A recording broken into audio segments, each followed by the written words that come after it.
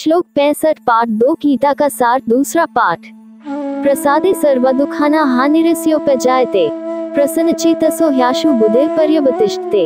अंतःकरण की प्रसन्नता होने पर इसके संपूर्ण दुखों का अभाव हो जाता है और उस प्रसन्नचित वाले कर्मयोगी की बुद्धि शीघ्र ही सब ओर से हटकर एक परमात्मा में ही भली भांति स्थिर हो जाती है।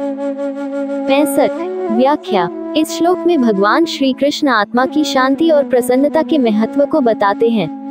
जब व्यक्ति के मन में प्रसन्नता और संतोष होता है तो सभी प्रकार की दुखों से मुक्ति मिलती है। विवेचना। प्रसादे सर्व दुखाना हानिरस्योपजायते। जब मनुष्य के मन में प्रसाद, आध्यात्मिक शांति और संतोष उत्पन्न होता है तब वह सभी प्रकार के दुखों से मुक्त हो जाता है। यहाँ प्रसाद का तात्पर्य है आत्मिक शांति और संतोष, जो मन की स्थिरता और सुकून का सूचक है। प्रसन्नचेतसो ह्याशु बुद्धे पर्यवतिष्ठते। जब व्यक्ति के मन में प्रसन्नता होती है तब उसकी बुद्धि स्थिर रहती है। प्रसन्नचेतसो का मतलब है खुशहाल मन और आशु बुद्धि का तात्पर्य है स्थिर और अस्थिर मन की बुद्धि, जो एकाग्रता और संतुलन को दर्शाती है। ये श्लोक इस बात को स्पष्ट करता है कि जब व्यक्ति का मन प्रसन्न और शांत होता है तब उसकी सोच स्थिर रहती है और वह जीवन की कठिनाइयों का सामना सुसंगठित तरीके से कर सकता है।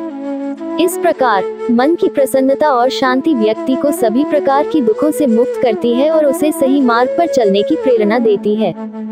श्लोक 66 पाठ 2 गीता का सार दूसरा पाठ।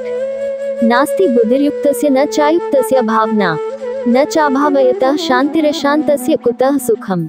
न जीते हुए मन और इंद्रियों वाले पुरुष में निश्चयात्मिका बुद्धि नहीं होती और उस अयुक्त मनुष्य के अंतःकरण में भावना भी नहीं होती तथा भावनाहीन मनुष्य को शांति नहीं मिलती और शांति रहित मनुष्य को सुख कैसे मिल सकता है। 66 व्याख्या। इस श्लोक में भगवान श्री कृष्ण अर्जुन को यह समझा रहे हैं कि जिसकी बुद्धि योग आत्म साक्षात्कार से युक्त नहीं है उसकी बुद्धि स्थिर नहीं हो सकती। जो व्यक्ति इंद्रियों और मन पर नियंत्रण नहीं रखता वह कभी भी ध्यान योग में स्थिर नहीं हो सकता, और जो ध्यान में स्थिर नहीं हो सकता वह सच्चे सुख और शांति का अनुभव नहीं कर सकता। यहाँ अयुक्त का अर्थ है वह व्यक्ति जो इंद्रियों के नियंत्रण में है और जिसने मन को वश में नहीं किया है।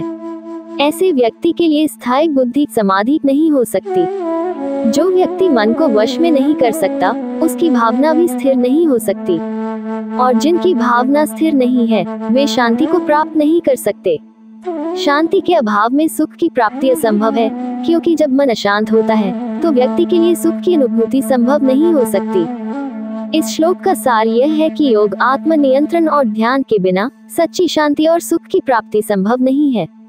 इंद्रियों के नियंत्रण में रहकर व्यक्ति सच्चे सुख और शांति से वंचित रह जाता है। इसलिए भगवान श्री कृष्ण यहाँ आत्म संयम, ध्यान और योग के महत्व को समझा रहे हैं।